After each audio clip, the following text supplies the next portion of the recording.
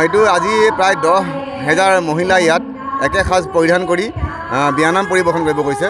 সেইখিনি বিয়ানাম পৰিৱেশন কৰিবলৈ গৈছে যিখিনি ইতিমধ্যে হেৰাই গৈছে বা লুপ্ত হৈ গৈছে। আৰু ই এটা অভিলেখ হ'ব, নিশ্চয়কৈ অভিলেখ হ'ব, কিয়নো এইটো প্ৰথমবাৰ এনেকুৱা হৈছে। গতিকে আমি বৰ ভাল পাইছোঁ আৰু ডিমৌবাসী ৰাইজৰ সহযোগিতা আমি সঁচাকৈ প্ৰশংসা কৰিছোঁ। ইয়াত 10,000 আছে।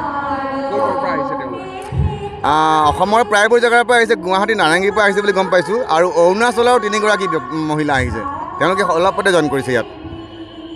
মহিলাৰ উদ্যোগত পোনপ্ৰথমবাৰৰ বাবে ডিমৌ ৰাইচাই ফিল্ডত 10,000 মহিলাই একেলগে পোনপ্ৰথমবাৰৰ বাবে বিয়ানাম পৰিৱেশন কৰিছে। সঁচাকৈ আমি অসমীয়া হিচাপে আমি গৌৰৱান্বিত এইটো কাৰণে যে লোক সংস্কৃতি যিবোৰ আমাৰ হেৰাই গৈছে, এই বিয়ানামসমূহ প্ৰতিখন শুভ কৰ্মত, যেতিয়া বিয়াৰ শুভ কৰ্ম হয় তেতিয়াই বিয়ানামসমূহ হয়।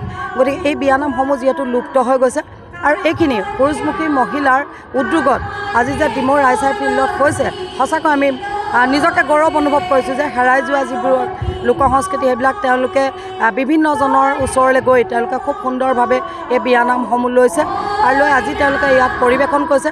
সঁচাকৈ আমি গৌৰৱ অনুভৱ কৰিছোঁ যে অসমীয়া জাতি হিচাপে পুৰুষমুখী সন্মিলিত মহিলা সমাজ আৰু ডিমৌ সন্মিলিত নাৰী সমাজ যৌথ উদ্যোগত আৰু আমাৰ স্থানীয় ৰাইজৰ সহযোগত আজি অসম বুক অফ ৰেকৰ্ডছৰ বাবে প্ৰায় 12,000 গৰাকী বিয়ানামে আজি মুখৰিত কৰিছে।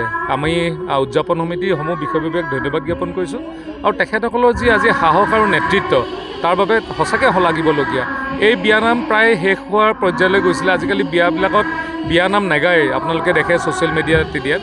কিন্তু আজি যে তেওঁলোকে এটা এই প্ৰচেষ্টাই বিয়ানামক এটা উদগনি জনাব আৰু নতুন স্তৰলৈ লৈ যাব। তাৰ বাবে নেতৃবৃন্দক ধন্যবাদ জনাইছোঁ, আৰু নিজৰ প্ৰচেষ্টাই ইমান বৃহৎ অনুষ্ঠান পতাটো সঁচাকৈ এটা সাহস। এয়া অকল অসমীয়া মহিলাৰ ওচৰতে এই সাহস আৰু উদ্যমটো আছে।